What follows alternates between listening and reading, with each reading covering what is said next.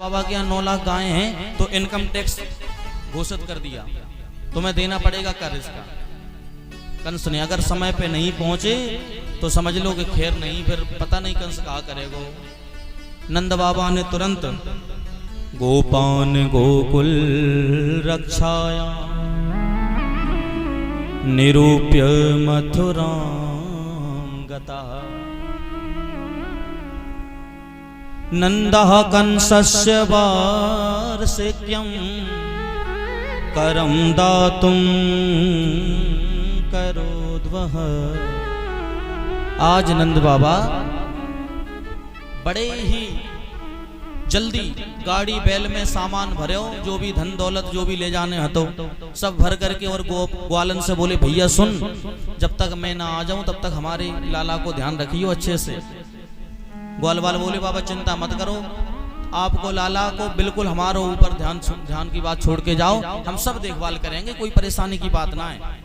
बाबा वहां से गाड़ी बैल में बैठे, सामान ला दो और मथुरा के लिए निरूप्य मथुराम गता चले गए।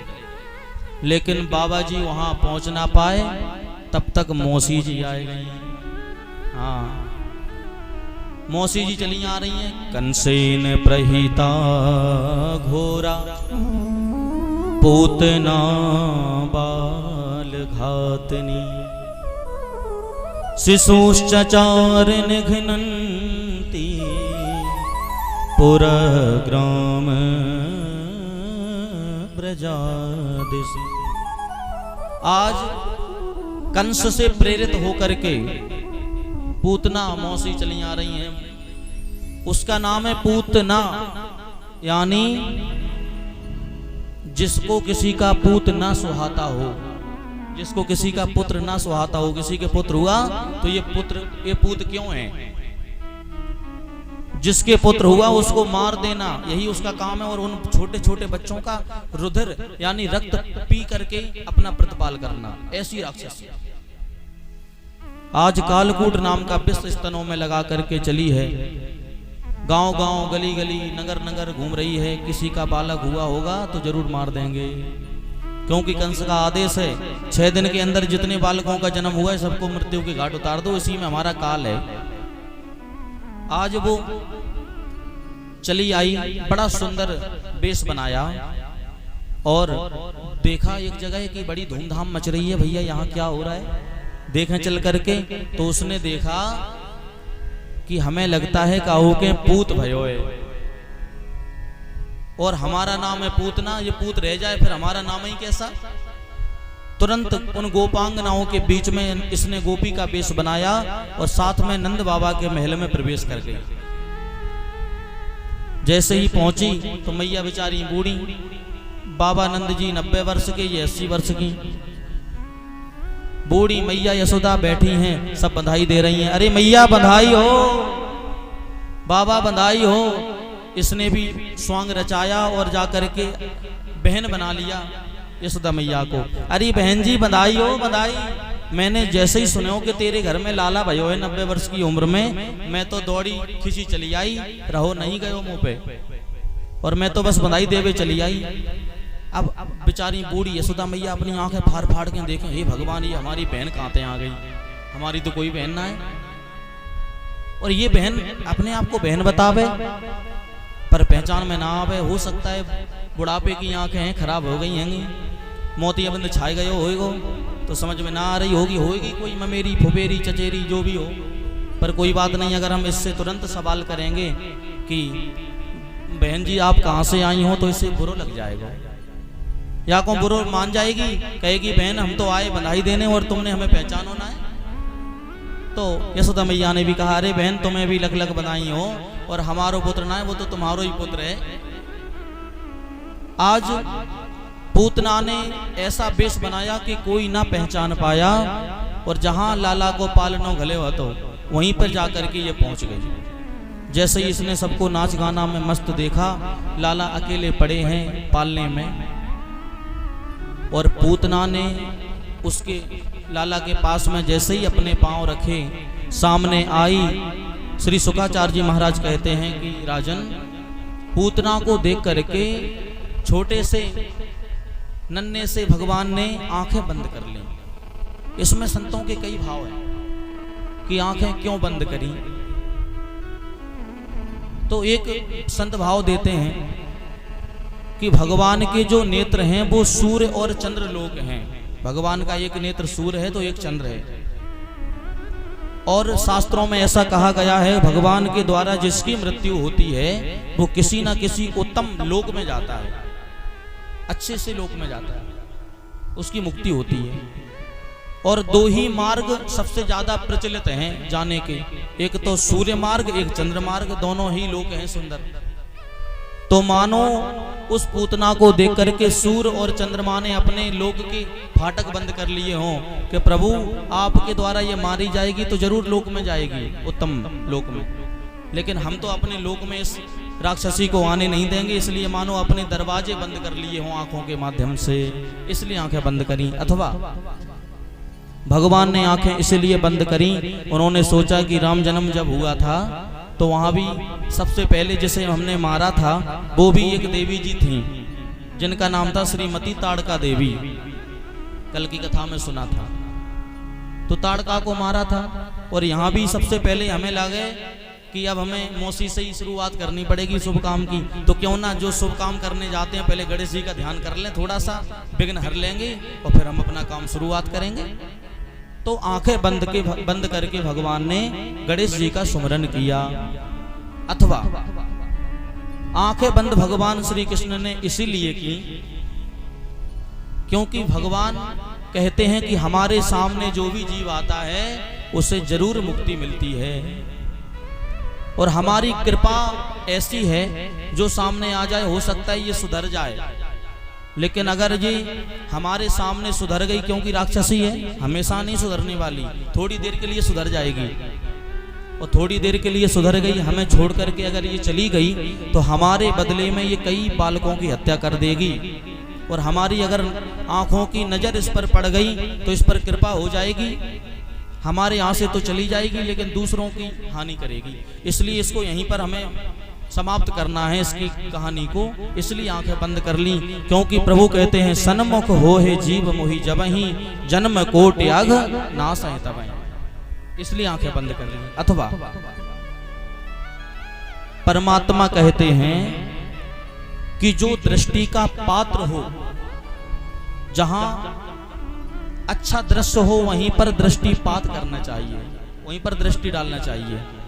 जहां पर दृष्टि डालने से हमारी दृष्टि में खोट आ जाए वहां पर दृष्टिपात कदापि नहीं करना चाहिए। और ये राक्षसी है, इसकी ओर देखेंगे तो हमारी दृष्टि बिगड़ जाएगी। हमने तो अभी कछुनाएं देखो, भगवान ने कहा ये बना करके आई है असली रूप का नकली, ऊपर से डेंटिंग पेंटिंग ब्यूटी पार्लर पे जाके बढ़िया सज धज के आई है यहाँ पे, और अगर हमारे सामने कहीं हमने आंखें खोल दी तो इसका जो नकली रूप है वो गायब हो जाएगा और असली रूप प्रकट हो जाएगा। क्योंकि मायापति के सामने माया थोड़ी टिकती है, भगवान के सामने कहाँ माया टिकने वाली। बड़े बड़े दांत निकल आएंगे इसके, जितना भी उत्सव हो रहा है सब किरकिरा हो जाएगा। अभी हमारी मनाइयाँ गब रही हैं, हमें सूट आ रहे हैं बढ़िया बढ़िया से, और ऐसे देखेंगे तो सब लोग भाग जाएंगे, पूरा आनंद चौपट हो जाएगा। भगवान ने इसलिए आंखें बंद की, ना देखेंगे ना इसका स्वरूप बिगड़ेगा। अथवा एक संत कहते हैं भगवान ने आंखें इसलिए बंद की क्योंकि भगवान कहते हैं कि हम वहां पर देखेंगे जहां पर देखने वाली वस्तु हो। कैसे? राम जन्म में भी एक सुंदरी आई राम जी के जीवन में। कौन? श्रीमती सूपनखा। वो भी बड़ी सुंदर बन के आई थी महाराज। रुचिर रूप धरे प्रभु पह गया, सुंदर रूप बनाया। और कैसी बनी? जाकर के राम जी के पास सीधी डायरेक्ट पहुंच गई, बोली सुनो जी, हमें जानते हो, हमारा नाम क्या है? अरे नाम तो बाद में, पहले हमें एक बार देख लो।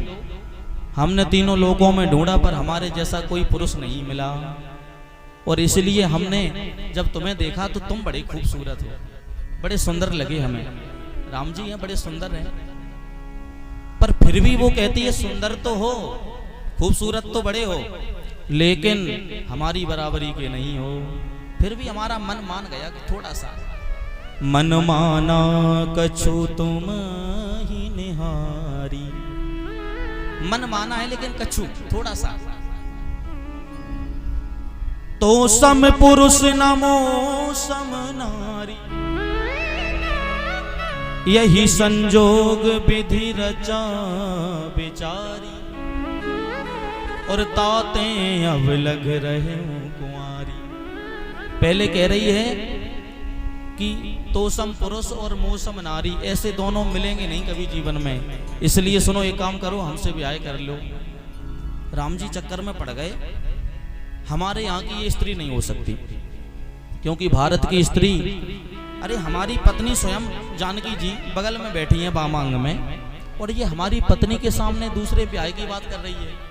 अगर हमारे देश भारत देश की होती तो ये ऐसा मत नहीं बोलती। इसको लज्जा, बिल्कुल भी लज्जा नहीं है, बिल्कुल भी मर्यादा नहीं है, ये तो लज्जाहीन है। हमें लगता है ये विदेशी अप्सरा है और विदेश से हमारे देश में आई है संस्कृति खराब करने के लिए, बिगाड़ने के लिए। और अगर कहीं इसको ऐसे ही छोड़ दिया तो ये पता नहीं भारत देश का क्या हाल करेगी। इसलिए भगवान ने उसके तुरंत नाक कान कटवा दिए और उससे बात भी की। अगर भाई कोई हमारे पास में आ जाए और कहे महाराज हम बड़े आदमी हैं और हम वहाँ हमारा एक पेट्रोल पंप है और यहाँ हमारे बड़े बड़ी बंगला हैं, तो महाराज एक बार तो देख ही लेंगे, भैया ऐसा कौन है, जरा हम भी तो देखें। पर राम जी के सामने उसने हजारों अपनी बड़ाई की। हमारे जैसी कोई सुंदरी नहीं है तीनों लोगों में। थोड़ा सा मन माना जो तुमसे विवाह करने चले आए, देखो भूल मत करो, हमसे विवाह कर लो। राम जी को भी उसने कम सुंदर बताया। जो परमात्मा सबसे सुंदर है संसार का, जिसकी रचना इतनी सुंदर, वो कितना सुंदर होगा। इतना सुंदर परमात्मा जिसके सामने हजारों करोड़ों काम भी फीके पड़ जाएं, ऐसे परमात्मा के सामने कहती हम बड़े सुंदर हैं, एक बार निहारो तो, हमें देखो तो। पर राम जी ने एक बार भी नहीं निहारा, एक बार भी नहीं देखा। क्यों? क्योंकि भगवान श्री राम जानते हैं ये कुपात्र है और कुपात्र पर दृष्टि नहीं डालना चाहिए, दृष्टि बिगड़ जाएगी। तो बात भी करते हैं कैसे? सीता चितई कही प्रभु बाता, अहि कुंवर मोर लघु भ्राता। सीता जी बैठी हैं बामांग में, सूपनखा खड़ी है दाएं अंग पे बगल में। अरे एक बार तो देखो हमें, हम कितने सुंदर हैं। पर भगवान श्री राम जी बात करते हैं तो सीता जी की ओर करके देखो। पर भगवान राम जी ने तो अपना काम बना लिया, वहां पर दृष्टि नहीं डाली। पर यहाँ तो छोटे से कन्हैया हैं, छोटे से लेटे हुए हैं लाला। अब भगवान सोच रहे हैं कि अभी पहले तो हमारी जानकी जी बगल में थी तो हमने उनकी ओर देख लिया था और अपना काम कर गए थे। पर यहाँ तो ना हमारे दाऊ दादा भी हैं तो बहुत दूर लेटे हैं, और हमारी श्री किशोरी जी भी यहाँ पर नहीं है, राधा जी भी नहीं है। अब हम किसकी ओर देखें? इसलिए जब कहीं जगह नहीं मिली तो उन्होंने आंखें बंद कर ली। अनेक अनेक भाव देते हैं संत, लेकिन आंखें बंद क्यों करी है भगवान जाने, भगवान की लीला। जो संतों ने कहा है वो प्रसाद आपको परोस रहे हैं। यहाँ पर सिर्फ इतना लिखा है कि भगवान ने पूतना को देख करके आंखें बंद कर ली। पूतना ने जब चारों ओर देखा कि कोई नहीं है, सब लोग गाने बजाने में खाने पीने में मस्त हैं, चलो अब मौका मिल गया पूतना को, और बालक को गोदी में उठा लिया। जैसे ही उठाया तो स्तनपान कराने लगी, भगवान भी गटर गटर पीने लगे। पर भोले अभी भी भगवान नेत्रबंद किए हुए देख नहीं रहे हैं। मानो शंकर भगवान का दोबारा ध्यान किया, प्रभु ये हम तो आए थे दूध पीने के लिए, माखन खाने के लिए, पर यहाँ तो सबसे पहले विष पीना पड़ रहा है। विष पीने का अभ्यास तो आपको बढ़िया है, तगड़ा है, इसलिए आप पी जाओ जहर और बाद में दूध बचेगा वो हम पी लेंगे। भगवान ने मानो इसलिए प्रार्थना की हो भोले बाबा से, नाम प्रभाव जान शिव नीको, काल कूट बिस दीन अमीको। भोले बाबा का ध्यान करते करते भगवान गटागट दूध पीते जा रहे हैं, और पूतना मौसी सोच रही है कि बहुत देर हो गई, हमारा जहर तो बड़ा अच्छा था, अभी इसकी डेट भी एक्सपायर नहीं हुई थी, खराब नहीं था, और असर क्यों नहीं हो रहा? ये बालक अब तक तो पीला पड़ जाता जहर के मारे। फिर क्या हुआ? ऐसा क्या हुआ जो ये कुछ हो नहीं रहा। थोड़ी देर बाद भगवान ने जहर पूरा पान कर लिया, दुग्ध भी पान कर गए। अब भगवान के पास में न तो दुग्ध बचा न जहर बचा पीने के लिए, तो उन्होंने उसका रक्त पीना प्रारंभ कर दिया। भगवान ने रक्त पिया, रक्त भी नहीं रहा, तो अब भगवान ने उसके प्राणों को ही पीना प्रारंभ कर दिया। अब परेशान हो गई, हे भगवान हमारा जी क्यों घबरा रहा है, ब्लड प्रेशर लो क्यों हो रहा है, परेशानी हो गई। तुरंत वो खड़ी हुई और एक खिड़की से बाहर निकली, लाला को चपेटे हुए और दौड़ने लगी। आकाश में अपना भयंकर स्वरूप बना लिया उसने, बड़े बड़े दांत, बड़ा भयंकर शरीर, विकराल रूप बना करके आकाश में उड़ने लगी, चित्कार करने लगी। कहती है अरे लाला छोड़, सा मुंच मुंचाल मिति प्रभासिणी, निष्पीड्यमाना तब जीव मरहसी। अरे हम मर ही जाएंगे, लाला छोड़, बेटा छोड़, पूत ना, पूत ऐसा ना कर। पर भगवान कहते हैं मौसी जी हमें तो केवल पहले तो हम काबू को पकड़े ना है, और पकड़ ले तो फिर छोड़े ना है, हमें तो पकड़ वो आवे छोड़ वो आवे ही ना है। अब पकड़ लियो तब तो प्राण लेके ही छोड़ेंगे। बोलो जय श्री राधे। भगवान ने उसके प्राणों का हरण कर लिया और प्राणों का पान जैसे किया कि बहुत ऊपर से उसने विकराल स्वरूप बना करके जैसे ही धरती पर गिरी तो कई कोस तक उसका शरीर गिरा महाराज। बहुत बड़ा शरीर था। हाँ, भागवत कथा में लिखा है, कहते हैं कि उसका शरीर 18 किलोमीटर का था।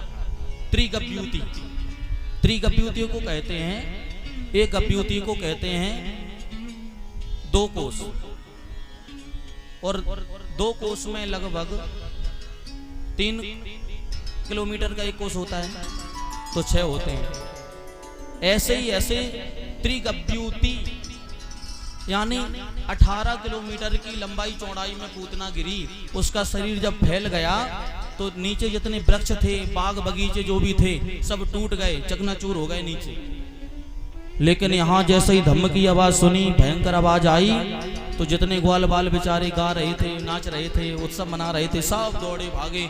लाला को पालना देखो तो लाला पालने में नहीं है। अब तो सब घबरा गए, अरे लाला कहाँ गए हो, लाला कहाँ गए हो। दौड़े दौड़े भागे, द्वारे जाकर के देखो तो बड़ी सी विकराल स्वरूप लेकर के पूतना पड़ी है, और उसके ऊपर वक्षस्थल पर भगवान क्रीड़ा कर रहे हैं, खेल रहे हैं। अरे मैया वो देखो कन्हैया, वो बैठो है वहां पे ऊपर है, ये कोई बड़ी सी राक्षसी है, इसका नाम पूतना है, मैंने सुना है, यही है।